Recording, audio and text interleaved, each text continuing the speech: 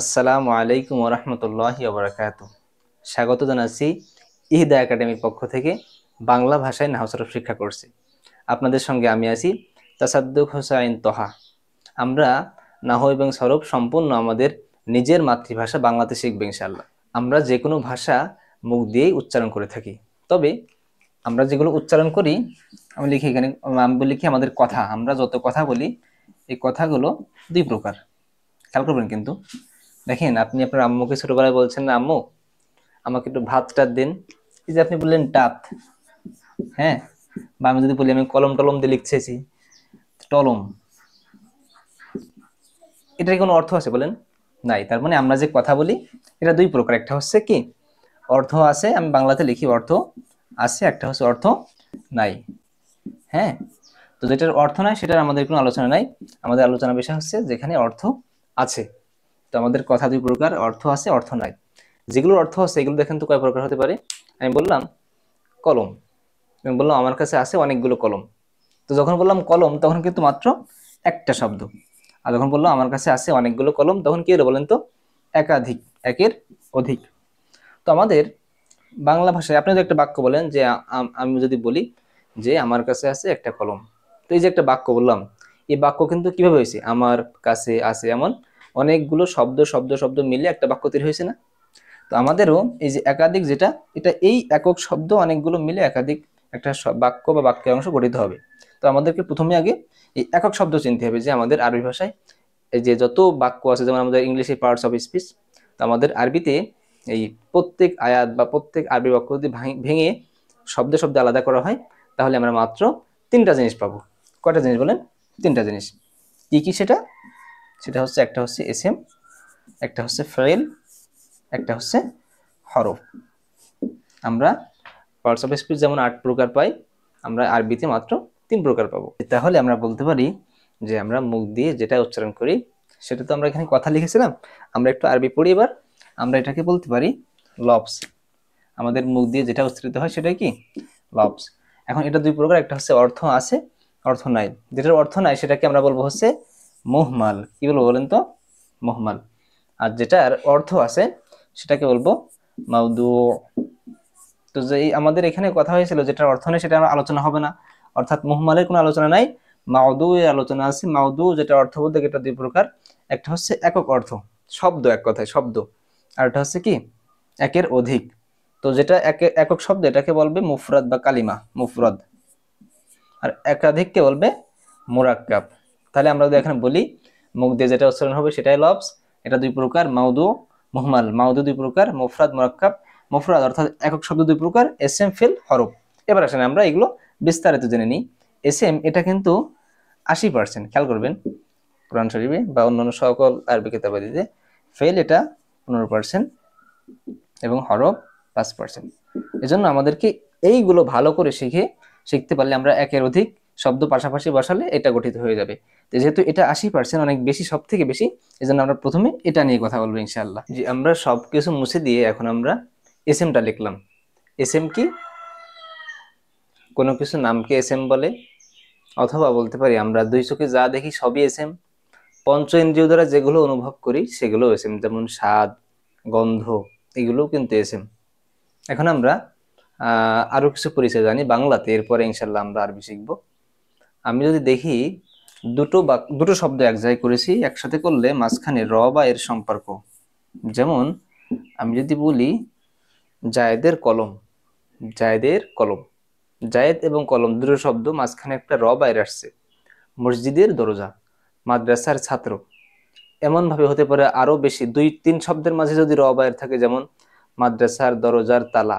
এই যে শব্দগুলোর মাঝখানে র বা এর আসলো, এমন যদি হয় তাহলে প্রত্যেকটা শব্দই এসএম, অর্থাৎ মাদ্রাসাও এসএম, দরজাও এসএম, তালাও এসএম। এরপরে আমরা যদি কোথাও পাই দোষ গুণ, যদি কোথাও পাই এমন যে কোনো শব্দের মাঝে দোষ গুণ বোঝাচ্ছে, যেমন নতুন ছাত্র, পুরাতন ছাত্র, ভালো আলেম, হ্যাঁ, এইভাবে করে যত ভাবে বলা যায় দোষ গুণ বোঝালে সবগুলোই এসএম। যেমন ভালোটাও এসএম, ছাত্রটাও এসএম। বোঝা গেছে? এরপরে আমরা যদি ইংরেজির দিকে খেয়াল করি তাহলে নাউন, প্রোনাউন, অ্যাডভার্ব এবং অ্যাডজেক্টিভ এই সবগুলোই কিন্তু এসএম। এরপরে আমরা এই যে ইশারা করি যে এদিকে এসো, আরবিতে এটাকে আমরা যে বলি এটা ওটা, আরবিতে এটাকে বলে ইশারা, ইসমি ইশারা। এগুলো আমরা সামনে জানবো ইনশাল্লাহ, এগুলো এসএম। এখন আমরা কিছুটা আরবিতে জানার চেষ্টা করি। আরবিতে যদি কোনো শব্দ শুরুতে দেখি আমরা আলিফ লাম, চোখ বন্ধ করে সেটা এসএম। আমরা তো এখন আরবি শিখতেছি, আমরা তো সব শব্দের অর্থ জানি না, তো কিভাবে বুঝবো যে এটার অর্থ কি? অর্থের দিক খেয়াল রেখে এসএম জানতে হলে আমাদেরকে আগে আরবি শিখতে হবে। তো আরবি শেখার শুরুতে তো আমরা আরবি পারি না, এই জন্য কোনো শব্দের শুরুতে আলিফ লাম দেখলে এসএম, শব্দের শেষে যদি তানভিন দেখি, দুই জবর দুই জের দুই পেশ, এটা এসএম। শব্দের শেষে গোলতা দেখলে এসএম। শব্দের শেষে সাধারণত যদি জের দেখি আমরা জের, সেটাও কিন্তু এসএম। এখন আমরা একটু উদাহরণ চলে যাই। আমরা প্রতিদিন সূরা ফাতিহা পড়ি, সূরাতুল ফাতিহা। আমরা যে বললাম সূরাতু, সূরাতু, এটা কি বলেন তো? এটা এসএম। আপনি অর্থ না জানলেও এসএম, কারণ শেষে বলতে আছে। আমরা সূরা ফাতিহা শুরুতে পড়ি আলহামদুলিল্লাহ, এই যে আলহামদু, এটা কি বলেন তো? এটাও এসএম। শেষে তানভিন নাই তো সমস্যা নাই, আলিফ লাম আছে, এজন্য এসএম। এভাবে আমরা যদি বলি, এইভাবে শুরু করে যে কোনো শব্দ, আমি বললাম যে কলামুন, আপনি ধরেন অর্থ জানেন না, এটা কি হবে বলেন তো? এসএম, কারণ এই যে তানভিন পাওয়া গেছে। এভাবে করে যে কোনো একটা পাওয়া গেলেই এসএম। আরো অনেক আলামত আছে, তবে আপাতত আমরা চারটা পেলেই বলবো সেটা এসএম। জি, আমরা এখন এসএম মুছে দিয়ে আমরা, মনে আছে তো আমাদের একক শব্দ তিন প্রকার ছিল, এসএম, ফেল, হরফ। আমরা এখন শিখব ফেল। ফেল আমরা আগে বাংলাতে চিনে ফেলি, তারপরে আরবিতে চিনব। ফেল হচ্ছে ক্রিয়া, ভার্ব, কোনো কাজ। এখন শুধু কাজ হলে হবে না, ফেলটা হতে হবে কাজ এবং কাল একসঙ্গে। খেয়াল করবেন, কাজ এবং কাল একসঙ্গে হতে হবে।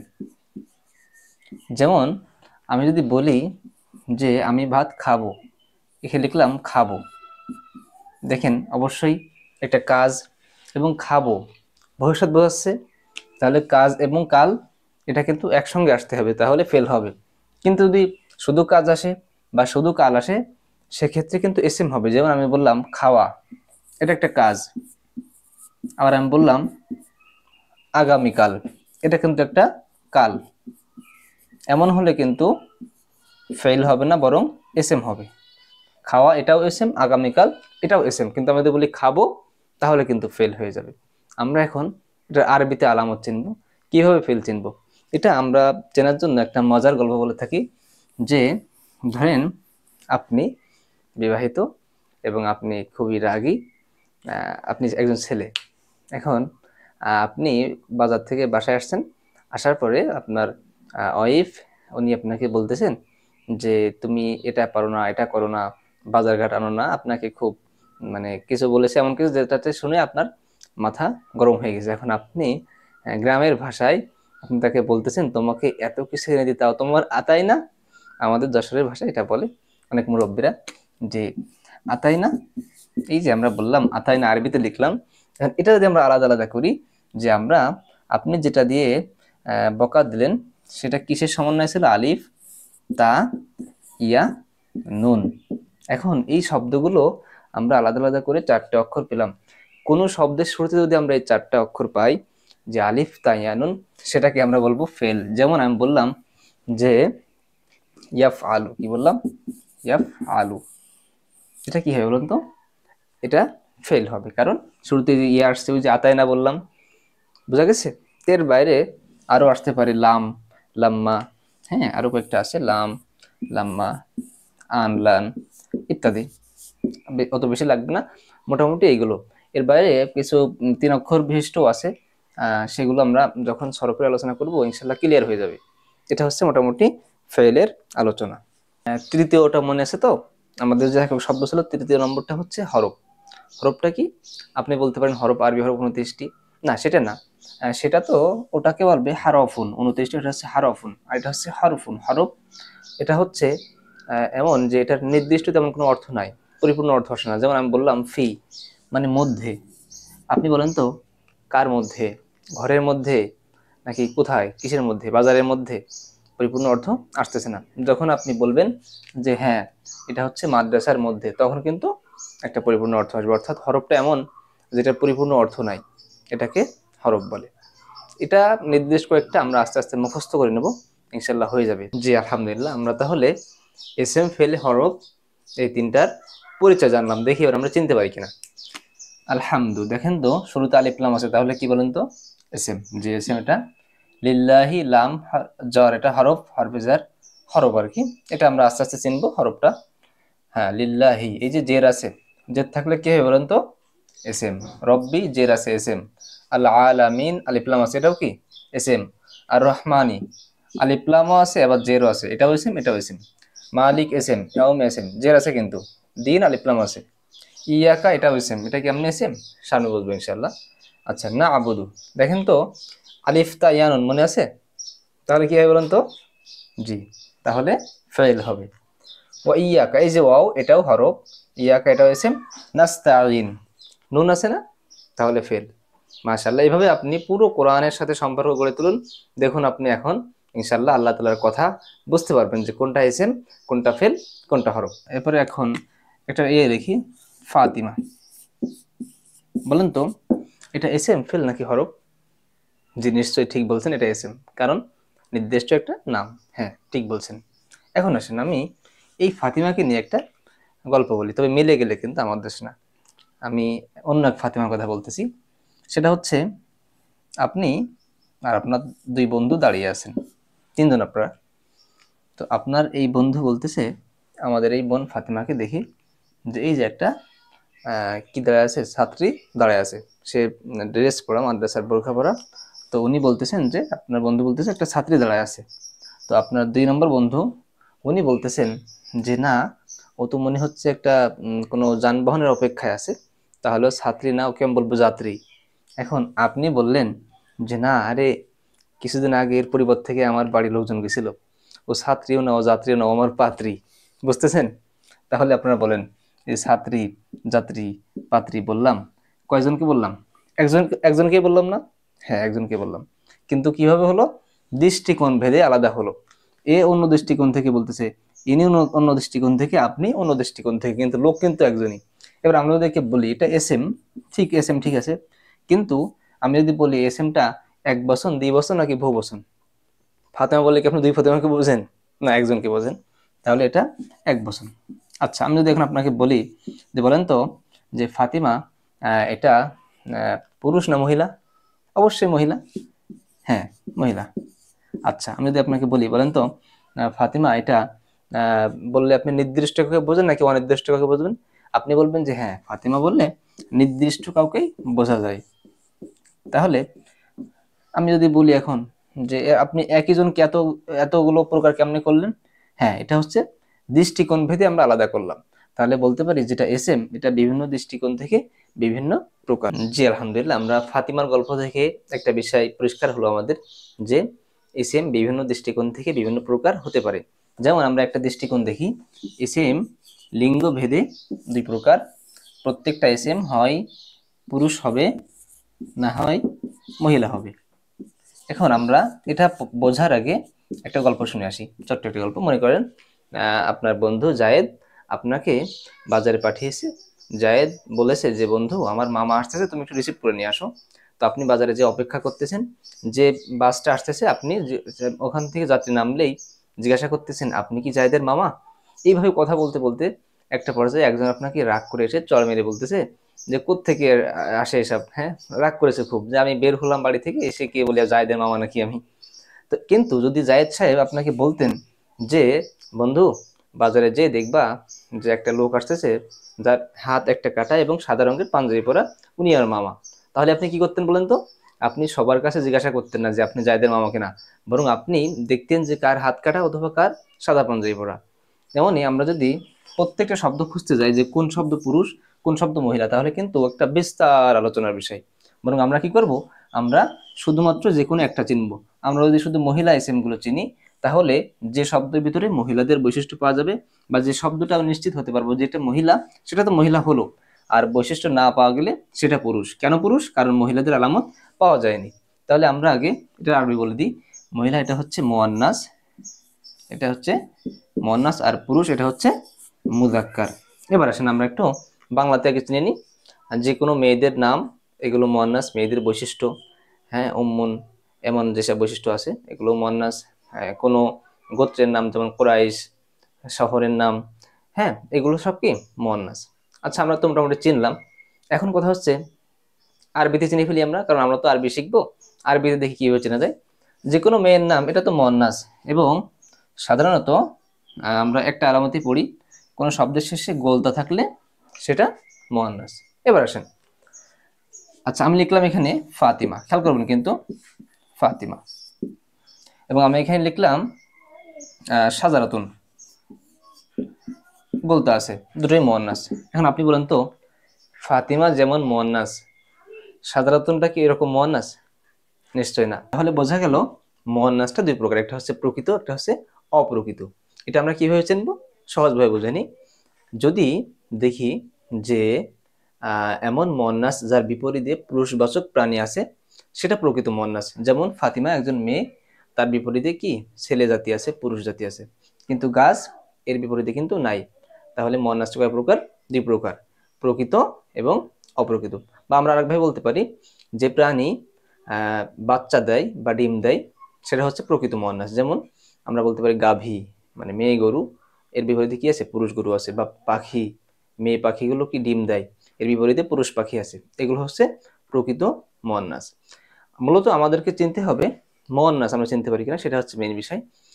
এটা চিনতে পারলে আমাদের যে কাঙ্ক্ষিত লক্ষ্য সেটা আমরা পূরণ করতে পারবো ইনশাআল্লাহ। তো মুয়ান্নাসের আরো কিছু বিষয় আছে, আমরা সেদিকে যাচ্ছি না, তবে এতটুকু বলে রাখি, কিছু মুয়ান্নাস আছে সেমাইমা, অর্থাৎ সৌদি আরবদের থেকে আমরা শুনে শুনে বলি, ওনারা বলেছেন মুয়ান্নাস, এই জন্য আমরা বলি মুয়ান্নাস। তার একটা বৈশিষ্ট্য হচ্ছে, যেমন আমাদের শরীরের জোড়া জোড়া যেসব অঙ্গ আছে এগুলো মুয়ান্নাস, যেমন আমাদের হাত দুটো, তো এগুলো হচ্ছে মুয়ান্নাস। এখন আসেন আমরা কিছু উদাহরণের মাধ্যমে প্র্যাকটিস করে ফেলি। জি, উদাহরণগুলো দেখি আমরা এখানে লিখেছি আইশাতু, কলামুন, মারিয়াম, জুলমাতুন, আরদুন। আইশাতু এটা কি হবে? মুয়ান্নাস। কোন ধরনের মুয়ান্নাস বলেন তো? যে ঠিক বলছেন, প্রকৃত মুয়ান্নাস, কারণ এর বিপরীতে কি, হ্যাঁ, পুরুষবাচক প্রাণী আছে। কলামুনটা কি বলেন তো? আচ্ছা, কলামুন কি প্রকৃত মুয়ান্নাস? না। শেষে বলতে আছে না, সেটাও নেই, তাহলে এটা কি মুজাক্কার, কারণ মুয়ান্নাসের কোনো আলামত তার ভিতরে পাওয়া যায়নি। মারিয়াম শেষে বলতে নাই, তাই কি হয়েছে? এটা তো প্রকৃত মুয়ান্নাস, এর বিপরীতে কি পুরুষবাচক প্রাণী আছে। জুলমাতুন এটাও মুয়ান্নাস। কোন ধরনের মুয়ান্নাস? অবশ্যই অপ্রকৃত মুয়ান্নাস। আরদুন এটা কি? আরদুন এটা মুয়ান্নাস, কিন্তু আমি ওই যে বললাম না, কিছু আছে সেমাই মুয়ান্নাস, যেটা শুনে শুনে মুয়ান্নাস। এটা হচ্ছে অনেকটাই, অনেকটাই বলতে এটা সেটাই আর কি। হ্যাঁ, তো আমরা যেটা প্রকৃত মুয়ান্নাস সেটাকে বলতে পারি মুয়ান্নাসে হাকিকি, আর একটাকে বলতে পারি লাফজি। তবে মুয়ান্নাসের আরো কিছু আলোচনা আছে, আমরা সেদিকে যাচ্ছি না, আমরা মুয়ান্নাসটা চিনতে পারলে হচ্ছে। এরপরে আমরা দেখবো এসএম এর আরেকটা দৃষ্টিকোণ, সেটা হচ্ছে বচন ভেদী। এসএম, আমাদের গল্পটা মনে আছে তো, ফাতিমার গল্প, যেহেতু একজন ফাতিমাই বিভিন্ন রকম হতে পারে বিভিন্ন দৃষ্টিকোণ থেকে, তো আমাদের এসএমটাও কিন্তু বিভিন্ন দৃষ্টিকোণ থেকে বিভিন্ন রকম হতে পারে। একটা দেখলাম যে এসএমটা কি হলো, মুজাক্কার অথবা মুয়ান্নাস। এখন দেখবো এসএমটা বচন ভেদে, অর্থাৎ এসএমটা হবে অর্থাৎ এক বচন, দ্বিবচন অথবা বহু বচন।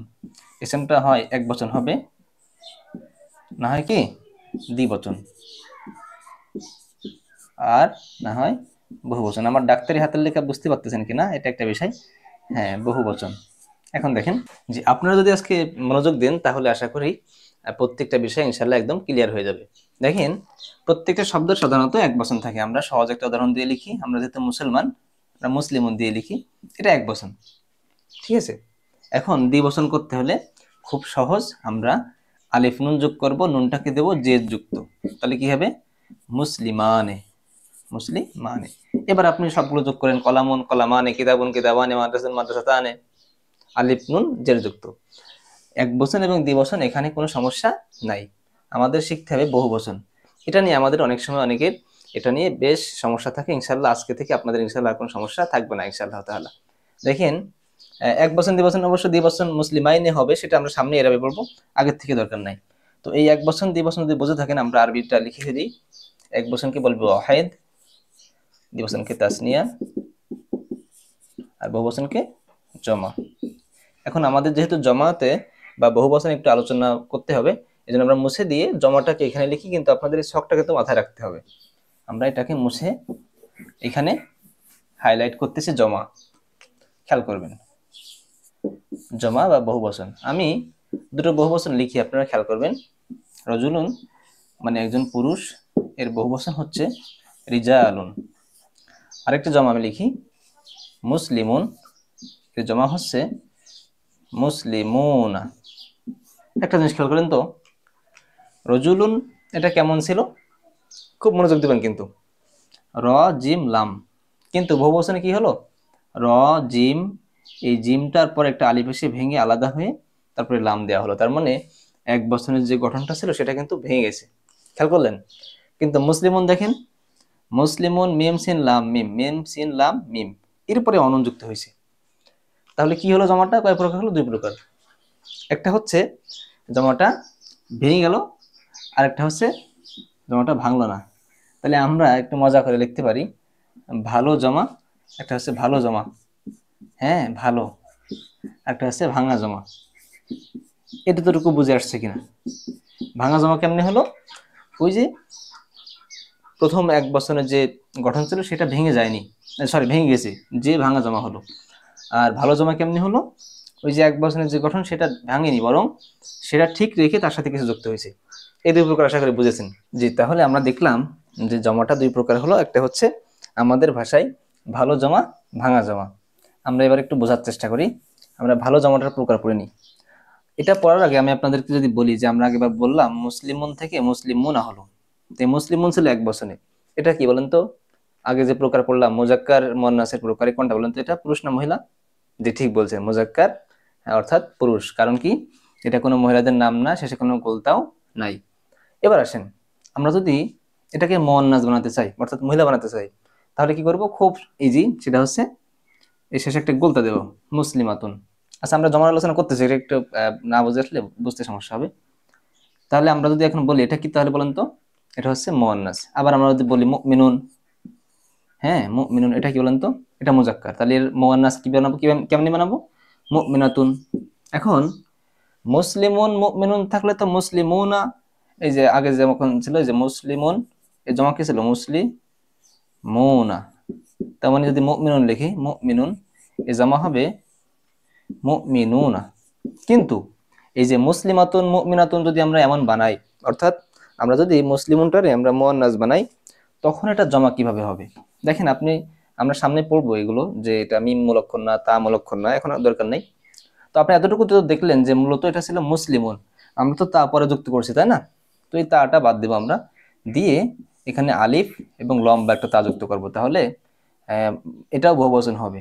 এটা কি বহুবচন হবে সেটা পরে বলতেছি। এই যে গোলতা আছে এটা বাদ দিলাম, দিয়ে এটাও আলিফ দিয়ে লম্বা তা দিলাম। এবার আপনি আসেন, দেখেন তো মুসলিমুন মূলে ছিল, সেখান থেকে মুসলিমুনা হলো একবার, মুসলিমুনা হলো, আবার মুসলিমাতুন যখন দিলাম সেখান থেকে হলো মুসলিমাতুন, সরি মুসলিমাতুন। এই যে দুটো আমরা জমা করলাম, এই দুটো জমা দেখেন তো একটাও মূল গঠনটা ভেঙে গেছে কিনা, মিম সিন লাম মিম, এরপরে অনন যুক্ত হয়েছে, মিম সিন লাম মিম, এরপরে আলিফ লম্বাতা যুক্ত হয়েছে। তার মানে বোঝা গেল ভালো জমাটা কয় প্রকার, দুই প্রকার। এবার আসেন, যেটা শেষে আমরা অনন দিয়ে জমা পেলাম, এটাকে বলবো হচ্ছে পুরুষ জমা। বলেন তো কি বলবো, পুরুষ জমা। আর যেটা শেষে আমরা আলিফ এবং লম্বাতা পেলাম, এটা হচ্ছে অনন, আলিফ লম্বাতা, এটাকে বলবো হচ্ছে মহিলা জমা। খুব খেয়াল করবেন কিন্তু, হ্যাঁ। তাহলে কি হলো, ভালো জমাটা দুই প্রকার, হ্যাঁ, একটা হচ্ছে অনন দ্বারা হবে, একটা আলিফ লম্বাতা দ্বারা হবে। তো অনন দ্বারা হলে সেটা কি হবে, পুরুষ জমা, আর আলিফ দ্বারা হলে কি হবে, মহিলা জমা। আমরা পুরুষের আরবি জানি, এটা হচ্ছে মুজাক্কার এবং এটা হচ্ছে কি মুয়ান্নাস। এবার আসেন, তাহলে ভালো জমাটা এক পাশে রাখলাম। আমরা পৃথিবীর যে কোনো শব্দে যদি দেখি আমরা অনন আছে, তাহলে আমরা বলবো এটা জমা। কোন ধরনের জমা, ভালো জমা। ভালো জমার কোন প্রকার, পুরুষের প্রকার, মুজাক্কার। হ্যাঁ, আমরা যদি বলি যে আলিফ লম্বাতা আছে, এটা কি, এটাও জমা, হ্যাঁ এটা জমা। কোন ধরনের জমা, মহিলা জমা, এবং এটা কি ভালো জমা, তাই না? তো আমরা ভালোটারও আরবি বলে দিই নাকি, ভালোটার আরবি হচ্ছে সালেম, মনে রাখবেন সালেম। তো আমরা যখন একসঙ্গে বলবো তখন প্রথমে কি, প্রথমে এটা উচ্চারণ করব, এরপরে নিচের গুলো, এরপরে মাঝখানে এটা। তাহলে মুসলিমুনা কোন জমা, জমা মুজাক্কার সালেম। মুসলিমাতুন কোন জমা, জমা মুয়ান্নাস সালেম। তাহলে আপাতত আমাদের ভালো এর প্রকারটা হয়ে গেল। এবার আসেন ভাঙা প্রকারে আসি। তো ভাঙাটাকে আমরা ভাঙা না রেখে, ভাঙাটাকে আমরা একটা নাম দিই, ভাঙাটার নাম দিই আমরা মুকাসসার। কি বললাম বলেন তো, মুকাসসার। এবার আসেন, এই মুকাসসারটা দুই প্রকার, এই 3 অক্ষর 4 অক্ষর আলাদা আলাদা করেও পড়ানো যায়। তো আমরা আপাতত এভাবে পড়বো না, আমরা জমাটা চিনতে পারলে হচ্ছে, তাই না? তো আসেন দেখেন, আমাদের বোনেরা, আপনার বোন বা আপনার মাও মাঝে মাঝে পিঠা বানায় না? হ্যাঁ বানায়। ওই যে কুলি পিঠা কিছুদিন আগে তো আপনি খেলেন। জি, এই যে কুলি পিঠা কেমনে বানায় বলেন তো? এখন এখন কিন্তু আমরা ছোটবেলা দেখছি আমাদের মা বোনেরা মাশাআল্লাহ হাত দিয়ে একটা আইডিয়া অনুযায়ী সাইজ তৈরি করতেন, কিন্তু এখন কিন্তু আরো সহজ হয়েছে, একটা নির্দিষ্ট সাইজ অনুযায়ী তৈরি করেন, যেটাতে সবই একই সাইজ হয়। যেমন আমাদের ইটের ভাটাগুলো দেখি আমরা, এরকম অনেক কিছু আছে না একই সাইজের হয়। তো আমাদের এই জমাতে একটা সাজ তৈরি করব আমরা, সেই সাজ অনুযায়ী কিছু শব্দ আসবে। যেমন আমরা বললাম, খেয়াল করবেন, একটা সাজ তৈরি করতেছি, ফাআলিলু, খেয়াল করবেন কিন্তু, হ্যাঁ ফাআল, হাত দিয়ে মুছে ফেললাম, ফাআলিলু। আরেকটা হচ্ছে ফাআলিলু, খেয়াল করতেছেন, ফাআলিলু, ফাআলিলু। দেখেন এই হচ্ছে দুটো সাজ। এবার খেয়াল করবেন কিন্তু, খুব খেয়াল করবেন, আমি এখানে লিখলাম মসজিদুন এক বচন, বহুবচন লিখলাম মাসাজিদু। দেখেন তো এটা কি শেষে অনুন আছে? নেই। আলিফতা আছে? নেই। বরং এটা ভেঙে গেছে না? দেখেন তো এই যে এখান থেকে কিন্তু ভেঙে আলাদা, দেখতে পাচ্ছেন কিনা, ভেঙে আলাদা হয়ে গেছে কিন্তু। তো ভেঙে আলাদা হয়ে গেলে আমরা দেখবো যে কোন শ্বাস অনুযায়ী আসছে। দেখেন তো এই দুটো শ্বাসে মেলে কিনা। প্রথমে একটা অক্ষরের পর একটা অক্ষরের পর একটা আলিফ, হ্যাঁ এই যে মাসা ফা আলিফ, এরপর জিদু লিলু, ফা লিলু, মাসা জিদু, শ্বাস অনুযায়ী মিলে গেছে না বলেন? জি। এবার আমি যদি আপনাদেরকে বলি, দেখেন মাসবিহু, মাসবিহু, হ্যাঁ আপনারা দেখতে পাচ্ছেন কিনা জানি না আমি, যে মাসবিহু, খেয়াল করবেন, একটা অক্ষরের পর একটা অক্ষরের পর একটা আলিফ, একটা অক্ষর একটা অক্ষরের পর একটা আলিফ, এরপরে একটা জের বিশিষ্ট অক্ষর সাকিন ইয়া, এরপরে পেশ। ঠিক আছে, দেখেন মাসবিহু ফাআলিলু, এই যে মিলে গেল না। আমরা এটাকে ভাঙা জমার একটা প্রকার ধরবো, সেটা হচ্ছে কি গয়রে মুনসারিফ। নামটা মনে রাখবেন, সামনে কাজে লাগবে ইনশাআল্লাহ, গয়রে মুনসারিফ। এবার আসেন, খুব খেয়াল করবেন কিন্তু, আমরা একটা জমা দেখলাম, আমাদের পরীক্ষা আসলো বা কেউ জিজ্ঞাসা করলো এটা কোন ধরনের জমা, তো সেই জমা দেখতে যে আমরা দেখলাম যে, এক মিনিট দাঁড়ান এটা লিখে নি, আমাদের এই সাজটা কি ছিল, ফা লিলু, এটা হচ্ছে ফা লিলু, খেয়াল করবেন কিন্তু, হ্যাঁ ফা লিলু, ফা লিলু, আরো ওজন আছে, তবে এটা হলে হয়ে যাবে, দুটো হলে। দেখেন একটা জমা জিজ্ঞাসা করলো কেউ, তার শেষে অনুন আছে, আমরা চোখ বন্ধ করে বলবো এটা ভালো জমা, ভাঙেনি এবং পুরুষ জমা। তাহলে জমা মুজাক্কার সালেম, আলিফ লম্বাতে আছে, তখন আমরা বলবো কি জমা মুয়ান্নাস সালেম। একটা জমা বললো যেটা ফাআলিলু, ফাআলিলু এই সাজ অনুযায়ী আছে, সেটা আমরা বলবো কি জমা মুকাসসার গায়রে মুনসারিফ, জমা মুকাসসার গায়রে মুনসারিফ। কিন্তু যদি এমন একটা জমা আসলো যেটা এই তিনটার কোনোটাই নাই, শেষে অনুনও নাই, আলিফ লম্বাতাও নাই, আবার কি এই সাজ অনুযায়ীও নাই, তাহলে কি বলেন তো? তাহলে অবশ্যই এই প্রকারে চলে আসবে। এই প্রকার কোনটা? এই প্রকারের নাম দেব আমরা মুনসারিফ। খেয়াল করবেন কিন্তু। এবার দেখেন পৃথিবীর যে কোনো জমা আপনার সামনে আসলো, আমি বললাম কিতাবুনের বহুবচন কুতুবুন, হ্যাঁ এরপরে কি তুল্লাবুন, তালিবুনের বহুবচন কি তুল্লাবুন, কলামুনের বহুবচন আকলামুন। এখন আপনাকে যদি আমি জিজ্ঞাসা করি, বলেন তো এগুলো কোন জমা? আপনি দেখলেন এর শেষে কি অনুন আছে? না। আলিফ লম্বাতা আছে? না। ফাআলিলু ওজনের সাজ আছে? না। তাহলে কোন জমা? তাহলে এই জমা। এবার আপনি বলেন পৃথিবীর যে কোনো জমা আপনি পারবেন কিনা? ইনশাল্লাহ পারবেন। তাহলে চলুন আমরা কিছু উদাহরণের মাধ্যমে প্র্যাকটিস করে ফেলি। দেখেন তাকসিম থেকে তাকাসিম, দেখেন তো আমাদের ফাআলিলু সূত্রে মিলে গেছে না সাজ অনুযায়ী। তাহলে আমাদের এই পাশে যেটা ছিল অর্থাৎ জমা মুকাসসার গায়রে মুনসারিফ, মাশাআল্লাহ। সাম্মুন থেকে সুমুমুন, আচ্ছা দেখেন তো অনুন আছে? না। আলিফ লম্বাতা আছে? না। ওজনে আছে? না। তাহলে কি জমা মুকাসসার মুনসারিফ। এরপরে দেখেন কলবুন থেকে কি কুলুবুন, এটাও কিন্তু জমা মুকাসসার মুনসারিফ, কারণ কোনটার সাথে কি নাই, মিল নাই। এরপর আমি বললাম কি রাহিলুন থেকে কি রাহিলুনা, রাহিলুনা, শেষে কি আছে? অনুন আছে না? কি বলেন তো তাহলে? জি জমা মুজাক্কার সালেম, ভালো জমা এবং পুরুষ জমা। জুলমাতুন থেকে জুলমাতুন, এটা কি বলেন তো? এটাও জমা মুয়ান্নাস সালেম, ভালো জমা কিন্তু মুয়ান্নাস। হামামাতুন থেকে কি হামামাতান, এটা কোন জমা বলেন তো? নাই তো আপনার মনোযোগ নেই, এটা তো জমা না, এটা তো তাসনিয়া, দ্বিবচন না, মনে নাই? ওই যে আলিফ নুন শেষে, এটা কিন্তু তাসনিয়া, ঠিক আছে, এটা কিন্তু জমা না, কারণ আলিফ নুন জের, আলিফ নুনে জের, এটা কি হবে? তাসনিয়া হবে। তো আজকের ভিডিও এই পর্যন্তই। ইনশাআল্লাহ সামনে আমরা আমাদের এসএম এর অন্যান্য দৃষ্টিকোণ থেকে পড়বো, এবং আমাদের এই বাংলা ভাষায় কোর্স জুড়ে আপনি যদি থাকেন, আশা করি আপনার নাহব এবং সরব সম্পর্কে আর কোনো ভয় থাকবে না ইনশাআল্লাহ। এতক্ষণ আমাদের সঙ্গে থাকার জন্য ধন্যবাদ। দেখা হচ্ছে ইনশাল্লাহ আগামী ভিডিওতে। আসসালামু আলাইকুম রহমতুল্লাহ।